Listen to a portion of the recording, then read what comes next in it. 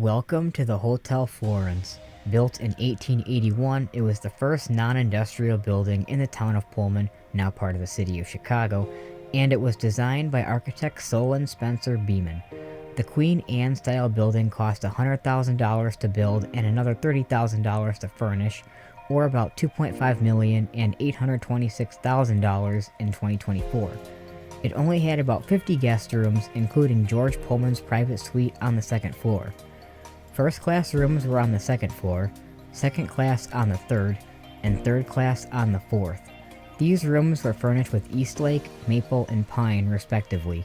Only the first floor is open today. First, we'll take a look at the ladies' parlor. Here, female guests would drink tea and chat with each other. The floor-to-ceiling mirrors in this room are original. There were no radiators in here originally, as it was heated with a heat exchanger that's still in the basement today. Next, we'll take a look at the dining room. It has been restored to its original L shape, and back in its heyday it could comfortably seat 100 guests. When the Fisher family took over in the 1920s, a leaded glass divider was added that is no longer here. The fireplace is unusual because the chimney goes off to the right and up 2 stories, then back down the middle. All of the walls and ceilings here were originally plaster, but were covered with tin to conform to modern fire codes. The walls have all been painted to match their original colors.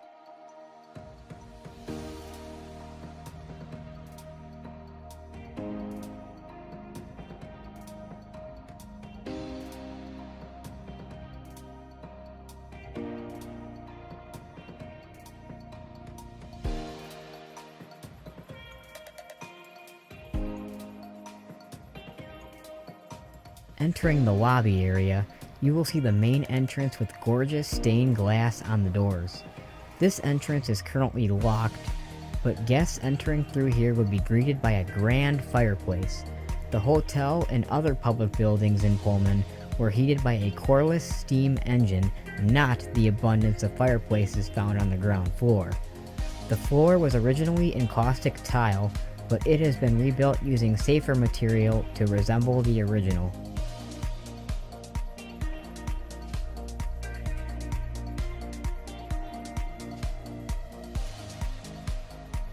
Just south of the lobby is the gentleman's lounge, also known as the reading room.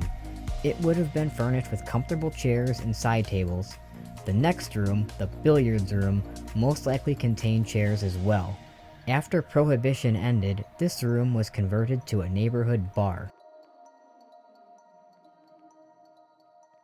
George Pullman felt alcohol use lowered productivity, so the lunchroom and saloon here at the Hotel Florence was the only bar in Pullman and was reserved for hotel guests.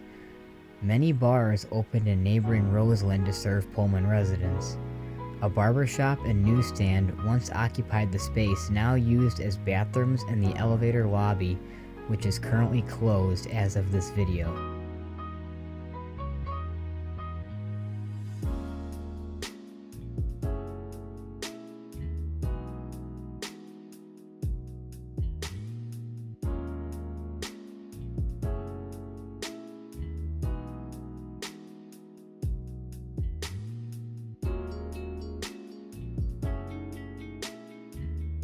Going back into the lobby, you will see a wooden panel with numbers and a bell on top.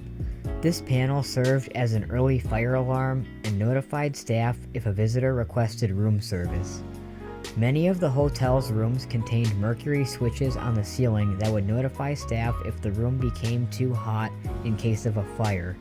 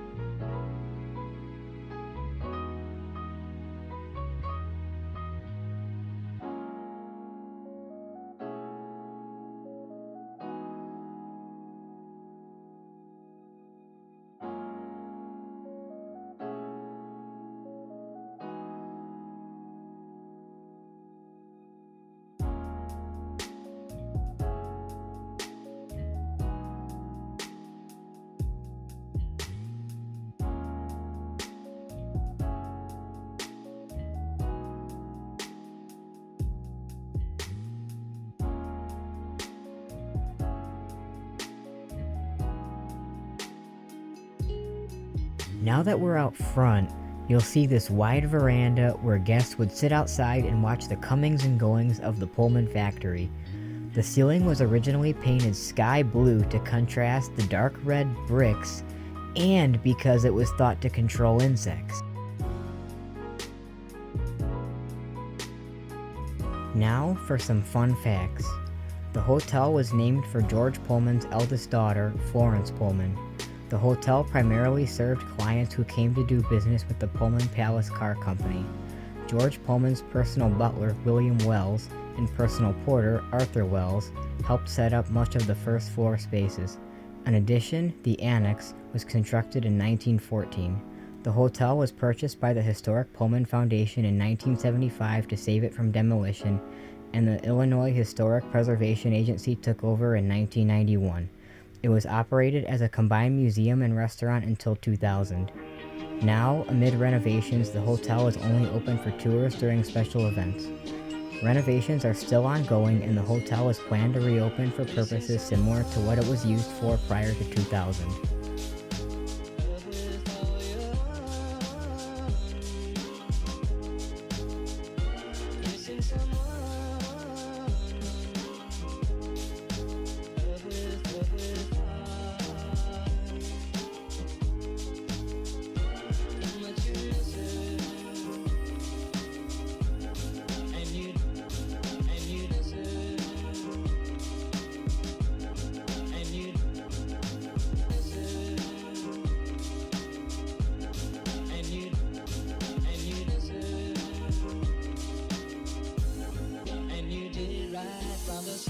That will be all for this video. Thank you for watching, and I hope you enjoyed my tour of the glorious Hotel Florence.